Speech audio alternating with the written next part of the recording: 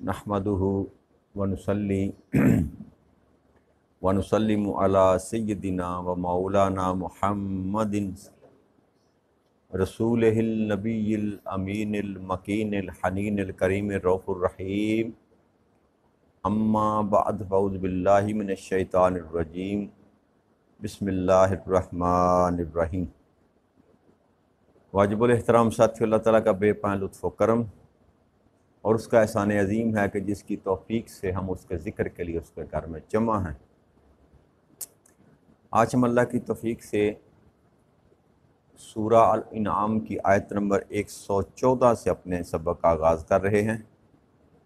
अल्लाह करीम ने इरशाद फरमाया, अफ़ग़ैरल्लाहि अब्तग़ी हक्मन व हुवल्लज़ी अंज़ला इलैकुमुल किताब मुफ़स्सला वल्लज़ीना आतैनहुमुल किताब यअलमूना अन्नहु मुनज़्ज़लु मिन रब्बिका बिल हक़्क़ि फ़ला तकूनन्ना मिनल मुमतरीन। या मेरे महबूब सल्लल्लाहु अलैहि वसल्लम, आप फरमा दीजिए कि क्या मैं अल्लाह के सिवा किसी और को हाकिम तलाश कर लूँ, हालांकि वो ही है जिसने तुम्हारी तरफ मुफस्सल किताब नाज़िल फरमाई। और जो लोग जिनको हमने पहले किताब दी थी जानते हैं कि आपके रब की तरफ से बरहक उतारा हुआ है, बस आप शक करने वालों में से ना हो। ये आयत मुबारका जो है, मज़मून जो रब करीम ने शुरू किया था पिछले 7वें पारे के इख्तिताम पर, नबी अकरम सल्लल्लाहु अलैहि वसल्लम से जो वो मोजज़ात मांगते थे और कहते थे कि हम आपकी तस्दीक कर देंगे अगर आप ये मोजज़ा कर दें। एक कोह सफ़ा की पहाड़ी को अगर आप सोने का बना दें तो हम आपकी नबूवत की तस्दीक कर देंगे। तो पहले तो मुतलकन पीछे अल्लाह करीम ने फरमाया कि मेरे महबूब, अगर इनके कहने पर आपने ये मोजज़ा कर भी दिया तो फिर भी ये नहीं मानेंगे, लिहाजा आप इनके लिए दुआ ना करें, ये कभी ईमान नहीं लेकर आएंगे, क्योंकि इनके दिल के अंदर टेढ़ है, कजी है, ये अंदर से बदनीयतें। और यहाँ अल्लाह करीम ने ये अर्ज़ फरमाया कि इनके कहने पर, यानी कि इनको मुखातब करके कफ़ार को, कि मैं अल्लाह के सिवा किसी और को हाकिम तलाश कर लूँ तुम्हारे कहने पर, हालांकि अल्लाह वही है जिसने ये कुरान नाज़िल किया है। अब नबी अकरम सल्लल्लाहु अलैहि वसल्लम की नबूवत पर जो पहली दलील अल्लाह करीम ने यहाँ पर दी ना, कि मेरे महबूब ये तुम्हारी बात को माने या ना माने, तुम्हारे मोजज़ात को माने या ना माने, तुम्हें नबी माने या ना माने, इनकी दलील की ज़रूरत नहीं है आपकी नबूवत के लिए। आपकी नबूवत के लिए जो दलील है वो ये किताब है जो हमने मुफस्सल तौर पर उतार दी, यानी कि कुरान करीम। तो अल्लाह ने फरमाया कि अल्लाह वही है जिसने तुम्हारी तरफ मुफस्सल किताब नाज़िल फरमाई। और फिर यहीं अल्लाह करीम ने बात नहीं छोड़ी, फिर ये भी फरमाया कि जिनको हमने इससे पहले किताबें नाज़िल की, जिन पर मसलन तौरात और इंजील, ईसाई और यहूदी दोनों आबाद थे ना उस वक्त मदीना मुनव्वरा में, तो अल्लाह फरमाता है कि ये कुरान ही फ़कत अल्लाह की तरफ से नाज़िल करदा और तस्दीक करने वाली नहीं है। इससे कबल जो हमने किताबें आप पर, इन पर नाज़िल की, ये जो लोग जानते हैं, जो आपके सामने बैठे हुए, जो आपसे मुखातब हैं, जो आप पर एतराज़ करते हैं, जो आपको मानते नहीं, इन पर जो किताबें नाज़िल की गई, तौरात नाज़िल की गई, इंजील नाज़िल की गई, उसमें भी तो आपका जिक्र था, वो भी तो आपकी नबूवत की तस्दीक करने वाली हैं। यानी कि तौरात और इंजील में भी नबी अकरम सल्लल्लाहु अलैहि वसल्लम की बेसत का जिक्र था, और कुरान ने आकर तस्दीक की तौरात और ज़बूर की, तौरात ज़बूर और इंजील की। तो अल्लाह फरमाता है कि इनकी तस्दीक की तुम्हें चंदा ज़रूरत नहीं है। एक तो बजाते खुद रब करीम तुमको भेजने वाला है, इससे बढ़कर और कोई तस्दीक की हाजत नहीं। और दूसरा, ये कुरान सबसे बड़ा मुसद्दक है। और फिर ये दूसरी दो किताबें जिनके ये मानने वाले हैं, इनकी अपनी किताबों में जो था वो आपका ज़िक्र मुबारक मौजूद था। और ये तौरात और इंजील को पढ़ने वाले इस बात को बड़ी अच्छी तरह जानते हैं कि आप भी हक पर हैं और ये कुरान भी अल्लाह की तरफ से नाज़िल करदा किताब है। लिहाजा इनकी किसी और दलील की हमें चंदा आपको ज़रूरत नहीं है। और दूसरी बात अल्लाह करीम ने ये फरमाई کہ پس آپ ان اہل کتاب کی نسبت شک کرنے والوں میں نہ ہوں. یعنی کہ یہ خطاب تو نبی اکرم صلی اللہ علیہ وسلم کو کیا جا رہا ہے، لیکن اصل میں مخاطب جو ہے وہ امت محمدی ہے، یعنی جو لوگ جن سے خطاب کیا جا رہا ہے کہ ایمان والو تم اس بات میں کبھی شک میں مبتلا نہ ہو جانا کہ یہ قرآن جو ہے یہ اللہ کی کتاب نہیں ہے، یا نبی اکرم صلی اللہ علیہ وسلم جو ہے اللہ کے رسول نہیں ہے. باوجود یہ کہ تورات اور انجیل کے رکھنے والے، پڑھنے والے، جاننے والے اس بات کو تسلیم کریں یا نہ کریں، تم کبھی اس شک میں مبتلا نہ ہونا. پھر اللہ کی ارشاد فرمایا وَتَمَّتْ كَلِمَاتُ رَبِّكَ صِدْقًا وَعَدْلًا لَا مُبَدِّلَ لِكَلِمَاتِهِ وَهُوَ السَّمِيعُ الْعَلِيمُ. اور آپ کے رب کی بات سچائی اور عدل کی روح سے پوری ہو چکی، ان کی باتوں کو کوئی بدلنے والا نہیں، اور وہ خوب سننے والا اور خوب جاننے والا. تو اللہ کریم نے ارشاد فرمایا کہ جو بات میں نے کہی وہ سچائی اور عدل کے ساتھ حق ہو چکی، پوری ہو چکی. آپ کی نبوت اور یہ قرآن کریم کا حق ہونا یہ سچائی اور عدل کی روح سے پورا ہو چکا. اب اللہ نے فرمایا لا مبدل لکلماتہ، ان باتوں کا کوئی بدلنے والا نہیں ہے، کہ جو کلام اللہ نے کیا یہی حق ہے اور اس کو کوئی بدلنے والا نہیں. اور وہ ذات جس کا یہ کلمہ ہے، جس نے یہ تصدیق کی، جس نے آپ پر نازل کیا، جس نے آپ کو نبی بنایا، وہ ذات وہ ہے جو خوب سننے والی اور خوب جاننے والی. تو یہ قیامت تک کے لیے رب کریم نے نبی اکرم صلی اللہ علیہ وسلم کی نبوت کی صداقت پر دلیل پہ دی کہ اب آپ کو کسی اور کی آپ کی نبوت کی سچائی اور عدل کے لیے کسی اور کی طرف دیکھنے کی حاجت نہیں ہے. آپ کو میں نے سچا نبی بنا کر بھیجا، اور آپ کی طرف جو قرآن نازل کیا وہ بھی میں نے ہی کتاب نازل کی. تو اللہ نے فرمایا کہ آپ کے رب کی بات سچائی اور عدل کی روح سے پوری ہو چکی، کہ اب یہ کام جو ہے یہ مکمل ہو چکا، اس میں کوئی بدل نہیں کیا جا سکتا. کیوں؟ نبی اکرم صلی اللہ علیہ وسلم سے پوچھا گیا جب، تو آپ نے فرمایا کہ جب اللہ کریم نے اس کائنات کو بنانا چاہا تو پہلے قلم کو اور لوح کو پیدا کیا، اور قلم کو کہا کہ لکھ. تو قلم نے پوچھا کہ اے رب کریم کیا لکھوں؟ تو اللہ نے فرمایا جو کچھ ہونا ہے وہ سب کا سب لکھ. تو اس قلم نے ازل سے لے کر ابد سے لے کر ازل تک جو کچھ ہونا ہے وہ سارے کا سارا لکھ دیا. آقا کریم صلی اللہ علیہ وسلم فرمایا کرتے تھے جن سے چیزوں سے تم ملاقات کرنے والے ہو ان کے متعلق قلم لکھ چکا اور خشک ہو چکا. یعنی کہ جو کچھ بھی تمہاری زندگیوں میں ہونا ہے، جو جو کام تمہاری زندگیوں کے سامنے جو مناظر آنے ہیں، وہ کب کے قلم نے لکھ دیے، اور وہ لکھنے والا قلم جو ہے اس کی سیاہی خشک بھی ہو چکی. یعنی کہ اللہ کریم نے اپنے علم سے کائنات کے جو بھی معاملات ہونے ہیں وہ سارے کے سارے لکھ رکھے ہیں، جس کو لوح محفوظ میں کہتے ہیں. اسی کو تقدیر کہتے ہیں، اسی کو تقدیر کہتے ہیں. تو اللہ فرماتا ہے کہ ان باتوں کو اب کو بدلنے والا نہیں. کیوں؟ کہ وہ لکھنے والی ذات جو ہے وہ اللہ ہے، اور اس نے لوح محفوظ پر لکھ رکھا ہے، اور لوح محفوظ تک کسی کی رسائی ممکن نہیں ہے. لہذا جو لکھا جا چکا ہے اب قیامت تک کے لیے کوئی اس کو بدل نہیں سکتا. اور یہ حدیث مبارک کئی ایک کتب میں آئی ہے، اور مختلف طرق سے اللہ نبی صلی اللہ علیہ وسلم نے اس بات کو بیان کیا کہ اللہ کریم نے ساری کائنات کی تقدیر جو ہے، یا جو کچھ ہونا ہے پہلے دن سے لے کے آخری دن تک، بعد از قیامت کیا ہونا ہے، جنت میں جہنم میں، سارے معاملہ جو کچھ بھی ہیں اللہ کریم نے اپنے علم کی روح سے وہ لوح محفوظ پر لکھ رکھے. پھر اللہ کریم نے ارشاد فرمایا وَإِن تُطِعْ أَكْثَرَ مِنَ فِي الْأَرْضِ يُضِلُّوكَ عَنْ سَبِيلِ اللَّهِ إِن يَتَّبِعُونَ إِلَّا ظَنَّ وَإِنْ هُمْ إِلَّا يَخْرُصُونَ. اور اگر تم زمین میں لوگوں کی اکثریت کا کہنا مان لو تو وہ تجھے اللہ کی راہ سے بھٹکا دیں گے. وہ صرف وہم و گمان کی پیروی کرتے ہیں، محض غلط قیاس رائی اور دروغ گوئی کرتے رہتے ہیں.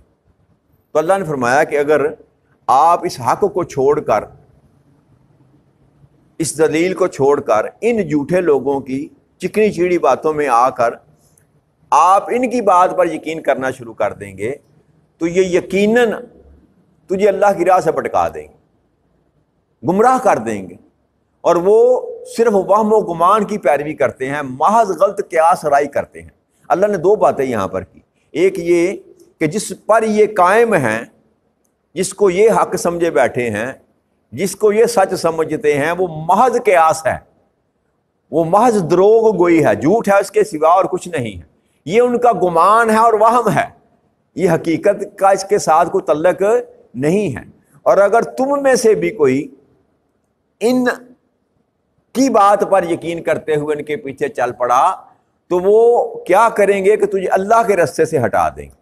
और यहाँ अल्लाह के जो लफ्ज़ इस्तेमाल किया, अक्सर मन फिल अर्दी, लोगों की अक्सरियत का कहाँ मान लिया, लोगों की अक्सरियत का कहाँ मान लिया। ये याद रखिएगा बात कि हमेशा से ये रहा कि गालिब अक्सरियत जो होती है वो हक पर नहीं होती। गालिब अक्सरियत जो होती है वो हक पर इस बात की दलील नहीं ली जा सकती क्योंकि ज्यादा लोग इस तरफ हैं, लिहाजा ये बात हक है।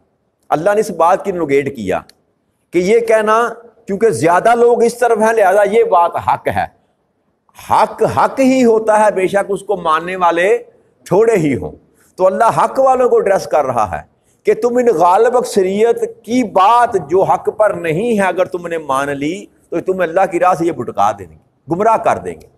अब गुमराह कैसे इंसान होता है, गुमराह का मकसद क्या है, गुमराह होना क्या है? गुमराह होने की तीन कैटेगरियां की जा सकती हैं। एक होता है कि अल्लाह की ज़ात से गुमराह कर देना, अल्लाह की राह से भटका देने का मतलब ये है कि पहली बात एक अल्लाह की ज़ात पर इंसान का अकीदा जो है डगमगा जाए। जैसे कुछ लोग हैं जो अल्लाह को मानते ही नहीं, जिनको दाहरिया कहा जाता है, वो कहते हैं नहीं ये सारी कायनात खुद ब खुद जन्म आ गया, ये वो बिग बैंग थ्योरी जो एक धमाका हुआ और कायनात बन गई, कोई बनाने वाला नहीं, ये इट सेल्फ खुद ही कायनात चल रही है। और कुछ लोग ऐसे हैं जो अल्लाह को भी मानते हैं और अल्लाह के साथ दूसरे मबूदों को भी मानते हैं। तो ये गुमराही है एक अल्लाह की ज़ात के मुतल्लिक़ गुमराही कि अल्लाह की वहदानियत पर, अल्लाह की यकताई पर इंसान को शक हो जाए। तो ये भी खुली गुमराही है कि अल्लाह को एक ना मानना, पहली गुमराही अल्लाह के मामले में ये है। और नबी अकरम सल्लल्लाहु अलैहि वसल्लम के मुतल्लिक़ गुमराही, रसूलों के मुतल्लिक़ गुमराही ये कि नबी अकरम सल्लल्लाहु अलैहि वसल्लम ने जो कहा वो ना माने या नबी अकरम सल्लल्लाहु अलैहि वसल्लम की ज़ात को ना माने। यानी कि वैसे कहें जैसे कि बुद्ध मत में और सिख वगैरह जो हैं वो नबी अकरम सल्लल्लाहु अलैहि वसल्लम को तो मानते हैं, वो कहते हैं अल्लाह के नबी हैं, लेकिन उनकी नबूवत पर ईमान नहीं लेकर आते, उनकी नबूवत पर ईमान नहीं लेकर आते। तो ऐसे कह देना कि वो नबी हैं, ये कहना काफ़ी नहीं है। उनकी नबूवत पर ईमान लेकर आना जो है ना ये ज़रूरी है। तो ये गुमान भी जो है ना गुमराही है कि बंदा नबी तो माने लेकिन नबी की बात ना माने, नबी की बात ना माने। तो वो नबी को मानने के बराबर नहीं है कि अगर आपने कह दिया कि कायनात में नबी अकरम सल्लल्लाहु अलैहि वसल्लम अल्लाह के आखिरी नबी हैं, यहाँ पर बात ख़त्म नहीं हो जाती। जो पैगाम लेकर आए, जो बात नबी अकरम सल्लल्लाहु अलैहि वसल्लम ने की, उस पर अगर आप ईमान लेकर नहीं आते तो इसको भी गुमराही कहा जाता है। ये भी गुमराही है कि नबी को माना लेकिन नबी की बात को ना माना। और तीसरी जो गुमराही है वो शरीयत मुताहरा की गुमराही कि जो अहकामात अल्लाह करीम ने नाज़िल किए और नबी अकरम सल्लल्लाहु अलैहि वसल्लम के ज़रिए हमारे तक पहुँचे, उनमें अपनी मनमर्जी करना, जिन चीज़ों को अल्लाह ने हराम करार दिया उनको मुस्तहब समझना, वाजिब समझना, हलाल समझना, अपने लिए जायज़ करार दे देना।